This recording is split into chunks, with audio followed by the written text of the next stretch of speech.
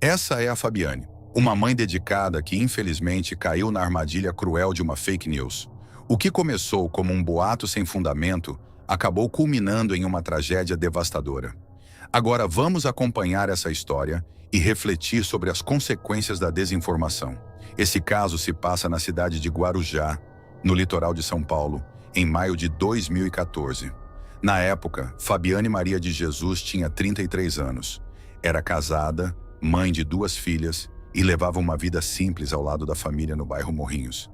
Quem a conhecia a descrevia como uma mulher tranquila, religiosa, dedicada aos filhos e sempre disposta a ajudar o próximo. Ela participava das atividades da igreja, era muito querida pelos vizinhos e familiares e levava uma rotina comum ao lado da família. Fabiane também fazia tratamento para transtorno bipolar, mas mantinha uma vida estável e integrada à comunidade. Nada indicava que sua história ganharia repercussão nacional da forma mais cruel possível.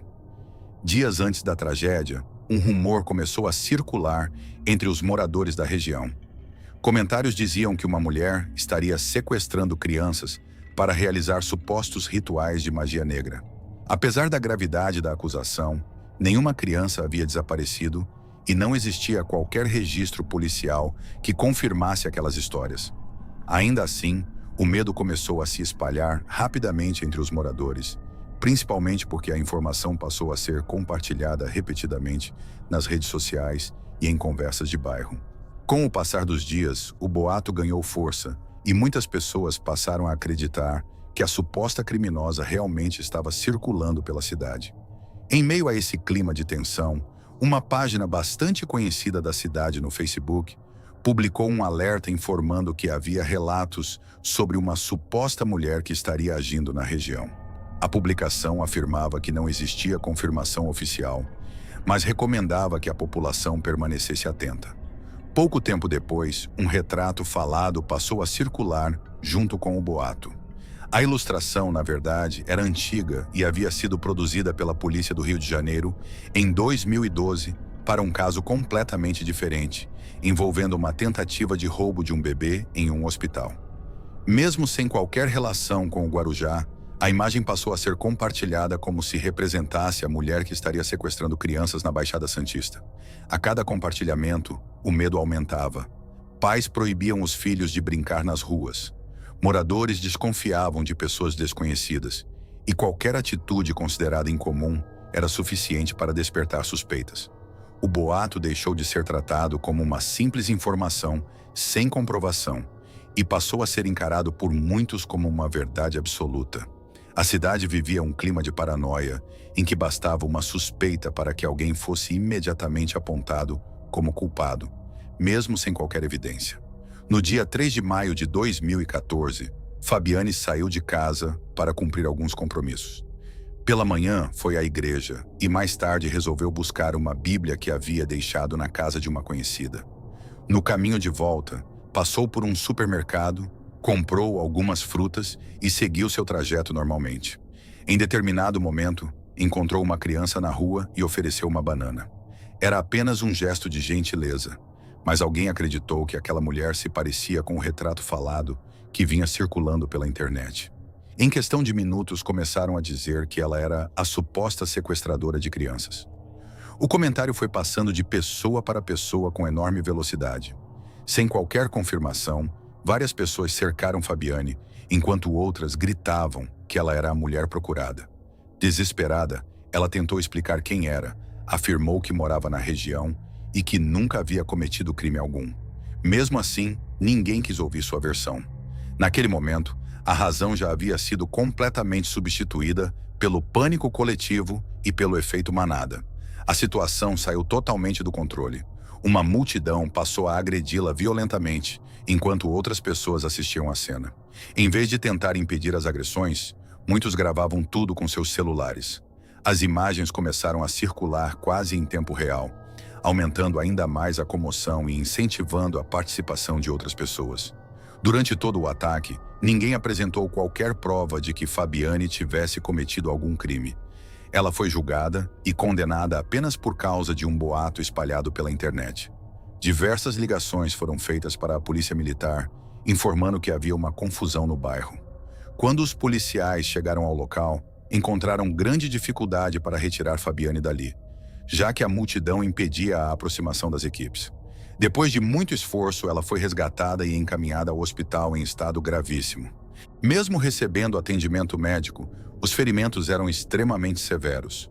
Após permanecer internada por 2 dias, Fabiane não resistiu e morreu em decorrência das lesões sofridas. Sua morte causou enorme repercussão em todo o país e transformou o caso em um dos maiores exemplos das consequências provocadas pela desinformação e pelas fake news no Brasil. Com o início das investigações, a Polícia Civil analisou os diversos vídeos gravados durante o ataque. As próprias imagens registradas pelos participantes permitiram identificar vários dos envolvidos nas agressões. Ao longo da investigação, ficou evidente que não existia qualquer prova de que Fabiane tivesse cometido qualquer crime. Ela havia sido confundida apenas por causa da semelhança com um retrato falado antigo que sequer possuía relação com os acontecimentos divulgados no Guarujá. As autoridades também investigaram a origem do boato. Foi constatado que a página responsável pela publicação havia divulgado um alerta baseado em rumores que circulavam entre moradores. Posteriormente, ao verificar que não existiam registros oficiais confirmando os supostos sequestros, a administração removeu a postagem e publicou um esclarecimento informando que não havia comprovação das informações. Apesar disso, o estrago já estava feito. A notícia falsa havia alcançado milhares de pessoas e alimentado um clima de medo que terminou da pior forma possível. 5 homens identificados como participantes das agressões foram denunciados pelo Ministério Público e julgados pela Justiça. Durante os processos, as gravações tiveram um papel fundamental para demonstrar a participação de cada um deles. Entre 2016 e 2017, os acusados receberam penas que variaram de aproximadamente 26 a 40 anos de prisão pelo homicídio qualificado, considerando a extrema violência empregada e a impossibilidade de defesa da vítima. Os magistrados destacaram que ninguém pode substituir a justiça e que fazer justiça com as próprias mãos representa um enorme risco para toda a sociedade. O caso também gerou discussões sobre a responsabilidade na divulgação de informações falsas nas redes sociais. Especialistas passaram a utilizar a história de Fabiane como exemplo dos riscos provocados pela desinformação e pelo chamado efeito manada, quando pessoas deixam de agir racionalmente e passam a seguir o comportamento coletivo sem questionar os fatos. A partir desse episódio, o debate sobre a responsabilização pela disseminação de notícias falsas ganhou ainda mais força no Brasil. Mais de uma década depois, o nome de Fabiane Maria de Jesus continua sendo lembrado como símbolo de uma das consequências mais graves das fake news no Brasil. Sua história demonstra que uma informação falsa, quando compartilhada sem qualquer verificação, pode provocar danos irreversíveis e mudar a vida de inúmeras pessoas. O caso de Fabiane nos deixa uma reflexão importante. Antes de acreditar, compartilhar ou julgar alguém com base em informações que circulam na internet, é fundamental verificar se elas realmente são verdadeiras. Uma mentira pode levar apenas alguns segundos para ser publicada, mas suas consequências podem marcar famílias para sempre. Infelizmente para Fabiane, a verdade chegou tarde demais.